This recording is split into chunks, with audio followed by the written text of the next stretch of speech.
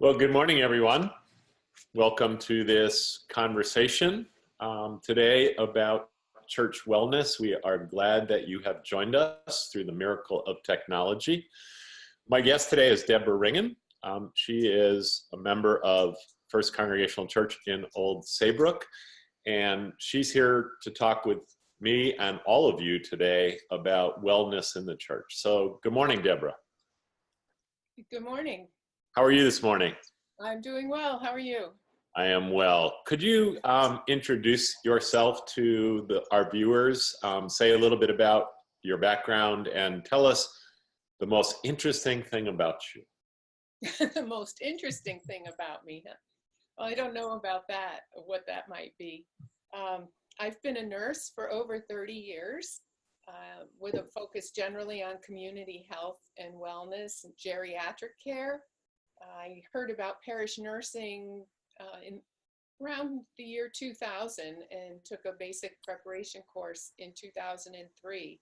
And since then, my path in nursing has definitely been a passion in parish nursing or faith community nursing. I completed a Master of Science in Nursing in Parish Nursing and Health Ministry. That was a really interesting path with ministry courses and nursing courses. And I've worked in various capacities to reach out to faith communities and help establish health ministry programs, to provide health promotion programs, those kinds of things. I'm board certified in faith community nursing through the American Nurses Association. This is a recognized specialty of nursing. And that's important to know, that we have a scope and standards of practice to abide by as parish nurses or faith community nurses. And I just love to work with people to help them stay home if that's what they want, or make the transitions to different levels of care. I have a husband of 34 years, Alan. He and I live in Westbrook, and I have 3 grown sons. And one of my great loves is my golden retriever. So every morning and every evening is coffee time with golden retriever in my lap. 65 pounds of dog. So Excellent, excellent. Yeah. Well, thank you. It's great to have you on here and get to know you a little bit better and let our viewers learn some more about this idea of wellness in the church. So why should a church think about this idea of health ministry and a wellness program in the congregational setting? What would be the reason a church would want to get engaged in this? Now, we know some of our churches, like the church you're with, already have something going, but if I'm in a congregation that hasn't even thought about this, why should our churches be thinking about this, and what kinds of things could we be thinking about? Well, that question has a lot of answers and a lot of paths that we could follow. But one of the first reasons is that the 21st General Synod had a resolution to encourage local congregations to develop in their mission a commitment to health and wholeness, to engage in health and wholeness through things like a health ministry team. So we have that background in the United Church of Christ. We have the history of the deaconesses in the early church providing health care. We have the ministry of Jesus in healing people. So we need to carry on that tradition. Even the parable of the Good Samaritan tells us to care for one another and care for each other. So as far as the 21st Synod resolution, it's considered that health is harmony with yourself and others, with the environment, and with God. It's on a continuum of mind, body, and spirit, and includes the physical, the social, the psychological, and spiritual well-being. So the church really has a great history and a great mission to be providing these kinds of activities. The United Church of Christ defines health ministry as the promotion of healing and health and as wholeness and a mission of the faith community to care for the members and the community at large. It's not just about the membership. Sure. In our country, the reason for health ministry is our population is aging. There are great numbers and growing numbers of people over 60, over 80. Our church demographics would show that. People are living longer with multiple chronic illnesses such as heart disease and diabetes, cancers and strokes. Their mental health issues have increased dramatically. Our churches are places where people seek comfort. They seek support. They feel safe. And so it's a perfect location for people to be met where they are and to receive information in a place where they feel comfortable and trust the information that they might be getting. And then that enables them to grow and learn and maybe change some lifestyle behaviors in order to improve their health. Our population is quite spread out as well in areas, and adult children don't always live near their elderly parents.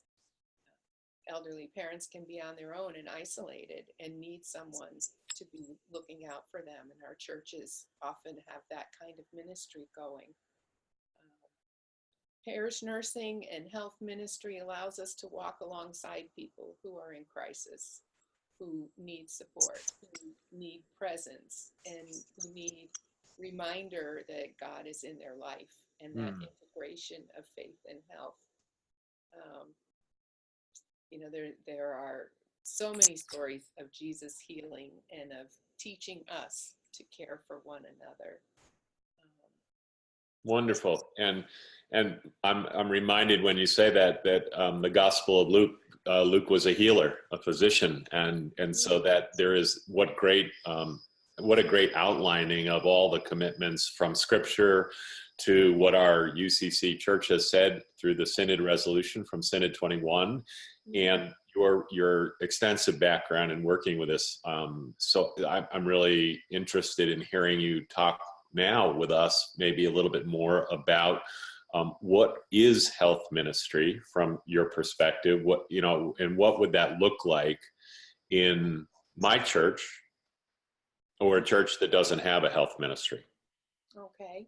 Well, a lot of churches have a health ministry. They just don't call it that yet. Okay. Health ministry is kind of the umbrella term under which other ministries of the church can be connected and work in a collaborative way. Churches have things such as justice ministries, disability ministries, visitation ministries. They may do prayer shawls to give to people in need. They may have a group that takes meals to people, helps with rides maybe to church or to appointments or to errands. There may be ministries to the homeless, ministries to people with mental health issues, maybe cards when someone dies as a bereavement ministry. All of these kinds of things may already exist in a congregation. So when you have a health ministry that is really looking at those ministries can work in a collaborative way to really meet the needs of the people in the congregation and the community. So I'm really interested in what you just said, because recognizing in the kinds of things you just were talking about, Deborah, that many of our churches are actually engaged in health ministry, but they don't specifically call it that. But you're talking about prayer shawls and the other kinds of activities that most of our churches probably are engaged in one form or another, that you're opening up that idea of what we characterize or would call health ministry. And there's something important, I think, about the power of naming and calling something in that scheme of how our congregations are working towards health and wholeness, both for our members and the people within our walls, but also out into the community. So that's really helpful to hear you sort of give some examples of churches that may not wake up in the morning on Sunday and say, well, we're engaged in health ministry, when actually they are. So that's a really helpful observation and point that you make. Could we talk a little bit more about parish nursing, because you've been working in that area for a very long time. You're accredited, you've got good skills, you know more about it than anybody I've talked to about this. So tell us what is parish nursing specifically, because if congregations have wellness programs, right, but don't have a parish nurse and want to know what we would do with a parish nurse, where would we find a parish nurse, how could we start something? Could you share a little bit about parish nursing specifically, and what you as a parish nurse think about and do within the congregation that you're a part of? Okay, sure, I would love to. First of all, parish nurse is the term that was used originally back in the 80s when this ministry was developed by a Lutheran minister, and that was Granger Westberg. And the name officially now through the American Nurses Association and the Health Ministry Association is Faith Community Nurse, to be more inclusive of multiple denominations, multiple faith traditions. This is not just a Christian practice. So the scope and standards of practice is labeled faith community nursing. Great. Many churches will use different titles: congregational nurse, church nurse, all kinds of different things.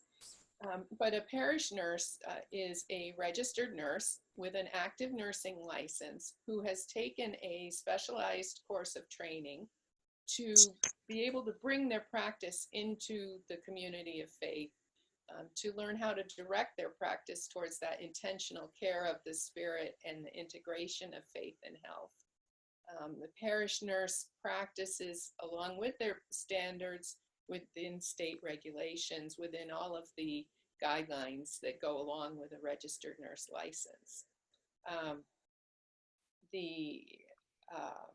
I lost my train of thought there for a moment. The parish nurse really works under what are called the independent functions of our nursing license.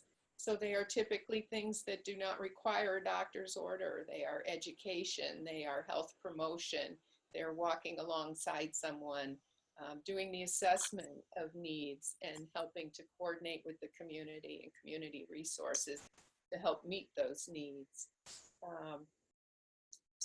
As I said, it is recognized by the American Nurses Association as a specialty. And you know, I can really give you a good example with a story of a family that I worked with in one of the churches where I was the parish nurse. This was a couple who were getting on in their years, and the wife had kidney failure. She had been on dialysis for a long, long time and managing very well. But as she got older, she was having multiple health crises related to her dialysis, and ended up re-hospitalized frequently. Her husband would call me when her condition changed, worried that she really needed to go to the hospital, and she was refusing to go to the hospital. In the early years, we provided visits and helped to be supportive. The family was pretty independent with rides and meals and that kind of thing. So I would talk to him about the condition and reinforce that he really knew the right course was the emergency room, and that at times his wife was not thinking clearly. So he was able to get her the care that she needed. She started to refuse to go to dialysis because she was so tired of the complications, and she just would say, I just don't want to go anymore. He would call and we would talk, and she would end up going. But on one visit, I talked with her about the process, and you get into really life and death, sometimes decision-making and choices that families have to go through. She didn't have to continue dialysis at that point in time if she didn't want to, if it was getting too hard on her. But it was better to decide when she'd had enough treatment and plan for that rather than just saying, I'm not going anymore on a particular day. So we had a lot of conversations about the ethical issues involved with stopping treatment, about her faith issues involved in stopping treatment. We got the pastor involved to help her sort out those issues in her mind. She did eventually stop the dialysis treatment, but she planned when she would stop it. We had hospice in place, ready to come into the home and support her. She had 3 weeks where she was really happy. She didn't have to go through the treatments. She could go out to eat and not worry about what she was eating. She enjoyed her garden. And then as she started to decline, hospice was there. I continued to make visits and be supportive of their decision making and involve the folks in the community, refer to the physician when needed or the clergy when needed, to get them some extra support. She did die at home. She was overlooking her garden. Her husband was playing the music that she liked. He was very at peace with the decision. She was the decision. The pastor lived a little ways away from the family, so I was called to the home at the time of her death and was able to participate with the hospice chaplain and my pastor on the phone in that prayer at the time of death and that supportive care, and then provide ongoing visits and support for the bereavement process with the husband. So that is one of the stories that really stays in my heart. I became very close with that family. Sure. So I was struck by your story that the role of parish nurse is not just sort of the technical side of nursing. Your blood pressure is whatever it is over 80 and you need to do something about that. What you describe is the ministry portion of being with people in their health challenges. And that's a much broader category than the technical side of nursing. And I've been doing some reading about being in proximity to people. And it strikes me that you are you get close to people in their challenges, which is a pastoral function of parish nursing. That's really clear to me as you describe that not only the pastor plays that role within the life of the community, but the parish nurse does as well. Am I characterizing that correctly? You are, with that particular story. Some other things that parish nurses do might be blood pressure screening.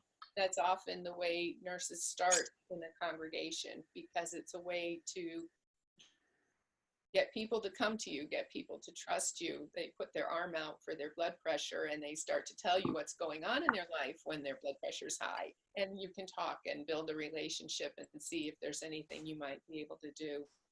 The parish nurse might provide a class on how to try to improve your blood pressure, exercise, diet, medication, the issues that go along with controlling hypertension. The parish nurse might do that individually or collaboratively with community resources, bringing speakers in, that kind of thing. So we can do some of the more technical part of nursing, but we're not doing things like going into a home and doing wound care or giving injections and things like that.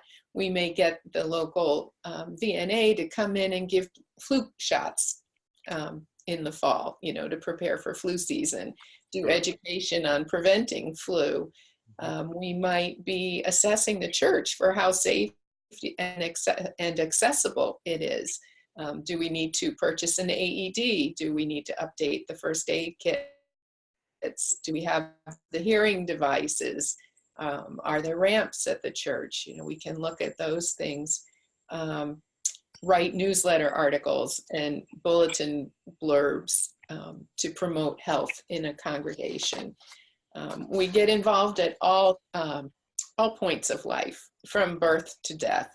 And many nurses who have become faith community nurses really feel like this is the heart of nursing. You know, we need to have the skills, we need to know what's going on and be able to diagnose and get people the care that they need. But we also need to learn sometimes to take off our fix-it hat and learn to be with people and provide that presence and maintain that connection with the faith community for people who may not be able to get to church. So we may bring in all the other ministries that we talked about as health ministry when we're working collaboratively with Stephen Ministry maybe, or the deacons or the parish visitation committee. You know, it's not always the nurse doing the visits to maintain the connection. The nurse may be training the volunteers to know what to look for when a nurse might need to get involved or when the pastor might need to get involved. So we can coordinate those efforts and really try to help people keep people from falling through the cracks. That's great. Actually, you answered my question before I even asked it. Are you a mind reader as well as a parish nurse? Well, not usually, no. But my question was going to be, there's a parish nurse on site in a congregation, but how do you work collaboratively within the congregation? So you named like the Stevens Ministry, which is a visitation ministry that many of our churches have. They may not call it that, but their congregational care team. The deacons certainly have a responsibility to work with membership around their concerns. If you could design the perfect situation for a parish nurse to work with members of the congregation, what's been your experience on the ground about that? Is there a group of people that you bring together to sort of think this through and talk about it? What kind of collaboration in your mind would be best for a parish nurse beginning his or her ministry in the life of a church? Okay. Usually when I'm at that very beginning point, I will go and do a short presentation on what health ministry is and what it can look like with and without a parish nurse. So the congregation or the nurse that might be interested would provide a program to start off just to see who might come. Identify some key people in the congregation if you have some healthcare providers or some nurses, EMTs, teachers, health ministry needs people with all kinds of skill sets to gain some interest, start people talking about what might we be able to do. And then identifying a health ministry team or a health ministry committee or cabinet, whatever terminology you like to use in your congregation, to really guide the activities of the health ministry and of the parish nurse. It's very difficult for a parish nurse to function solo, Right. We're often considered unpaid staff of the congregation. That's one of the issues we're working on in faith community nursing, is trying to have the specialty recognized so that it is more of a paid position than a volunteer position. But we're not quite there yet. Sure.